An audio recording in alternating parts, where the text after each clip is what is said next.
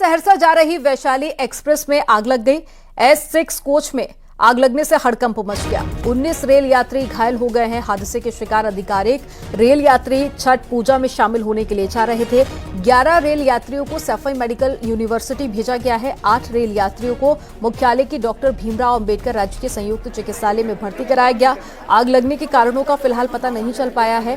और friends colony इलाके की मीनपुरी आउटर फाटक पर यह घटना हुई थी। और तस्वीरें आप देखिए, पूरी बोगी में आग लग गई है, जिसके बाद में कई लोगों को तो बाहर निकाल लिया गया, लेकिन कई लोगों के झुलसने की जानकारी मिली है। और कल एक ट्रेन में और आग लगी थी, दूसरे ट्रेन में आज आग लग गई। ये दो तस्वीरें आप देखिए, एक तस्वीर हम आपको कल की दिखा रहे हैं, दूसरी तस्वीर आपको देर रात की दिखा रहे हैं। पहली तस्वीर इटावा की है, दूसरी तस्वीर भी इटावा की। पहली तस्वीर वैशाली एक्सप्रेस की, दूसरी क्लोन एक्सप्रेस की। और आज जिस बोगी में आग लगी है उसमें कई लोगों के झुलसने की भी जानकारी मिली है।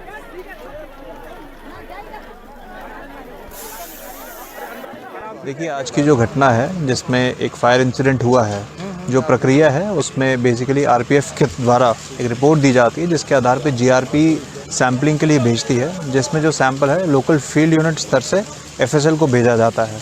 इसमें एक प्रारंभिक अपने स्तर से भी एक यहाँ जो फायर विभाग है उसकी तरफ से भी एक रिपोर्ट आती है, और यहाँ पे जो फील्ड यूनिट द्वारा जो सैम्पलिंग ली जाती है उसकी रिपोर्ट एफएसएल के द्वारा प्राप्त की जाती है, फिर अग्रिम कार्रवाई उसमें की जाती है।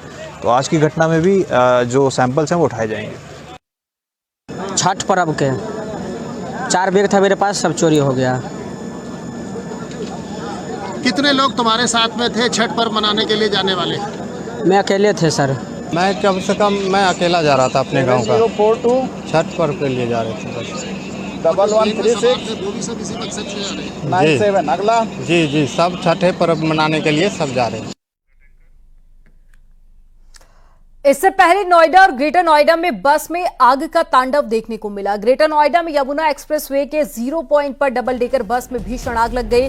देखते ही देखते आग ने विकराल रूप ले लिया। बस नोएडा से आगरा की तरफ जा रही थी और बस में लगी आग को बुझाने फायर ब्रिगेड की टीम मौके पर पहुंची और आग पर कंट्रोल किया गया। तस्वीर आप देखिए किस तरह से धू-धू कर यह आग पूरे बस में फैल जाती है।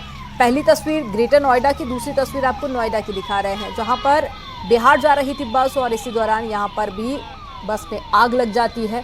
इससे पहले हमने आपको 2 ट्रेनों की तस्वीरें दिखाई। अब आप ये 2 बसों की तस्वीर देखिए, जहां पर 2 बसों में आग लग गई और यमुना एक्सप्रेसवे पर आग लगी थी। और दूसरी तस्वीर आपको दिखा रहे हैं, जहां पर ये नोएडा की तस्वीर है, जब बिहार जा रही थी बस।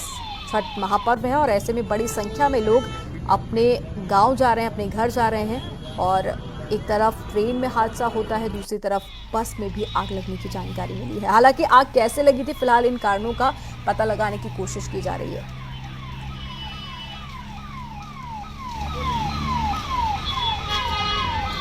तो डबल डेकर बस थी जिसमें आग लगी है।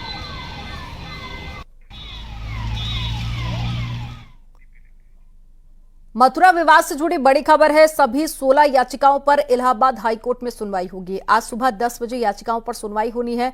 मथुरा जिला कोर्ट ने ट्रांसफर हुई सभी 16 याचिकाओं पर सुनवाई संभव है। तो एक बड़ी खबर आपको बता रहे हैं कि इससे पहले याचिका दायर की गई थी कि सभी याचिकाओं पर एक साथ सुनवाई हो, और फिलहाल कोर्ट ने उसे मान लिया है और आज सभी 16 याचिकाओं पर हाईकोर्ट सुनवाई करेगा,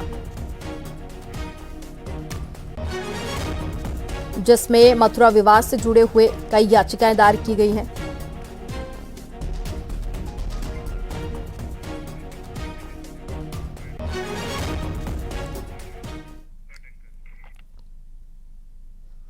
अलीगढ़ के थाना इगलास इलाके के गांव स्वालेहपुर में दिवाली पर पटाखे फोड़ने के विवाद में हत्या की वारदात सामने आई। आरोपी युवक ने दिवाली की रात हत्या की 24 घंटे के भीतर हत्या की धमकी दी थी और धमकी देने के बाद में बर्थडे पार्टी के दौरान घर में घुसकर भीड़ के बीच में युवक की गोली मारकर हत्या कर दी गई और तमंचा लहराते हुए मौके से फरार हो गए।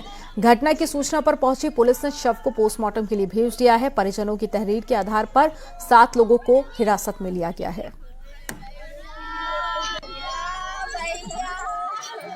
खिड़की बजाते भागे कि धमाका फमक्का चौंच चटका रहे हैं। क्या आपकी पहले भी रंजिश थी इस मामले में? भाई ये वहाँ पर चंदन पर 2-3 महीना पहले जब हमने दीदारी कर ली, हाँ क्या लहाया लेकर गो, लहाया उनके बालक नहीं लिखा रो, हमारे बालकों को नाम ले दो और लहाया उनके घर में ही लिखा रो है। ये घटना कितने बजे की है? ये घटना 5 बजे की है। हम रोटी करवे लग गए सारा कहा सुनी हुई, जिसके क्रम में एक पक्ष द्वारा आक्रामक होकर के दूसरे पक्ष के एक लड़के पर फायरिंग कर दी गई। सूचना मिलते ही तत्काल सभी अधिकारीगण द्वारा मौका मुआयना किया गया। मजरूब को इलाज हेतु CHC ले जाया गया, जहां दौरान इलाज उसकी मृत्यु हो गई। 7 संदिग्धों को इसमें हिरासत में लेकर के पूछताछ की जा रही है। घटनास्थल का निरीक्षण हेतु क्राइम टीम व फॉरेंसिक टीम को बुलाया गया है। तहरीर प्राप्त कर थाना अतरौली में अभियोग पंजीकृत किया। मौके पर शांति व्यवस्था कायम है। 3 टीमें गठित हैं। अन्य शेष अपराधियों की गिरफ्तारी है। शाजापुर के कांट थाना क्षेत्र में गढ़ी मोहल्ले के खंडर में युवती का दुपट्टे से लटका हुआ शव मिला है। युवती के शरीर पर चोट के निशान भी मिले हैं। सूचना पर पहुंची पुलिस ने शव को कब्जे में लेकर जांच शुरू कर दी है और परिजनों ने कुछ लोगों पर रंजिशन हत्या कर शव को लटकाने का आरोप लगाया है। परिजनों की तहरीर के आधार पर पुलिस ने कुछ लोगों को हिरासत में भी लिया और पूछताछ की जा रही है।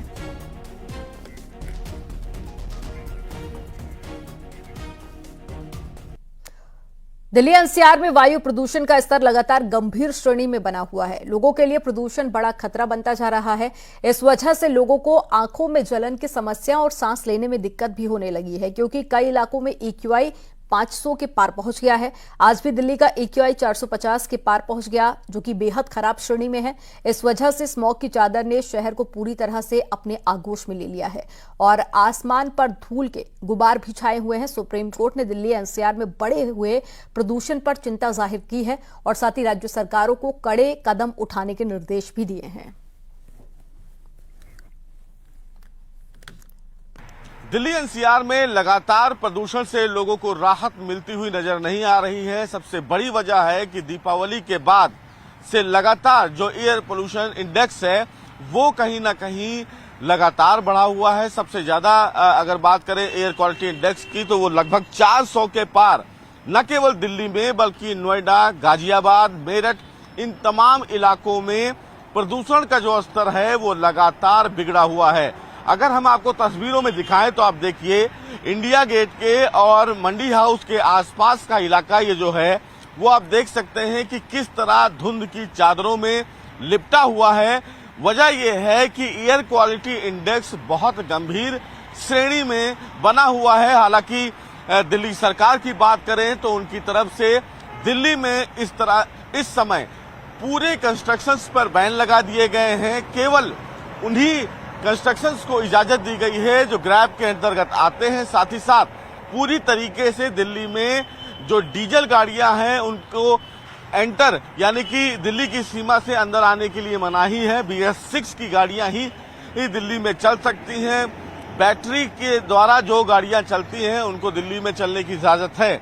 वजह यह है कि राजधानी दिल्ली में प्रदूषण स्तर बहुत ज्यादा अच्छा नहीं है, जिसकी वजह से दिल्ली सरकार ने बहुत ज्यादा सख्त और कहीं ना कहीं कड़े नियम लागू किए हैं। ब्रेक के बाद एक बार फिर से आपका स्वागत है। चलिए खबरों में आगे बढ़ेंगे। बिजनौर के नगीना थाना क्षेत्र में पेंट कारोबारी के घर पर डकैती पड़ी है। डकैती के बाद में घर में मौजूदा महिला के साथ में गैंगरेप भी किया गया। 5 बदमाश पेंट कारोबारी के घर पर डकैती करने पहुंचे थे। महिला घर पर अकेली थी और विरोध करने पर महिला के साथ में दरिंदगी की गई। करीब 17 लाख रुपए के जेवरात और कैश बदमाश लेकर फरार हो गए। महिला की हालत गंभीर है, उसे अस्पताल में भर्ती कराया गया। पीड़ित पक्ष द्वारा दोपहर में लगभग 1 बजे थाने पर तहरीर दी गई कि घर में 4-5 लोगों के द्वारा घुस करके लूटपाट की गई तथा पीड़िता के साथ दुष्कर्म करने की बात भी बताई गई। इस तहरीर पर थाना नगीना देहात पर सुसंगत धाराओं में अभियोग पंजीकृत कर लिया गया। उच्चाधिकारी गणों द्वारा घटनास्थल का निरीक्षण किया गया। घटना के सफल अनावरण के लिए 3 टीमें लगाई गई हैं और विभिन्न पहलुओं से इस घटना की जाँच की जा रही है। घटनास्थल के निरीक्षण से यह प्रतीत हो रहा है कि किसी जानकार व्यक्ति द्वारा इस घटना को कारित कराया गया है। घटना में विधिक कार्रवाई प्रचलित है। भारत ने 12 साल बाद वनडे क्रिकेट वर्ल्ड कप के फाइनल में एंट्री कर ली है। रोहित शर्मा की सेना अब वर्ल्ड कप 2023 की ट्रॉफी जीतने से सिर्फ 1 कदम की दूरी पर है। आखिरी बार भारत ने 2011 वर्ल्ड कप के फाइनल में जगह बनाई थी और ट्रॉफी भी जीती थी। मुंबई के वानखेड़े स्टेडियम में बुधवार को खेले गए पहले सेमीफाइनल मैच में टीम इंडिया ने न्यूजीलैंड को 70 रनों से हराकर फाइनल का टिकट कटा लिया है। वर्ल्ड कप 2023 का फाइनल मुकाबला 19 नवंबर को अहमदाबाद के नरेंद्र मोदी स्टेडियम में खेला जाएगा। फाइनल में भारत का सामना दूसरे सेमीफाइनल की विजेता टीम से होगा। दूसरा सेमीफाइनल आज साउथ अफ्रीका और साथ ही ऑस्ट्रेलिया के बीच में कोलकाता के ईडन गार्डन्स मैदान में खेला जाएगा। कुछ जश्न की तस्वीरें हम आपको दिखा रहे हैं। न्यूजीलैंड को हराने के बाद में फैंस का जोश काफी हाई था। साथ ही दिग्गजों ने भी टीम इंडिया को जीत की बधाई दी है।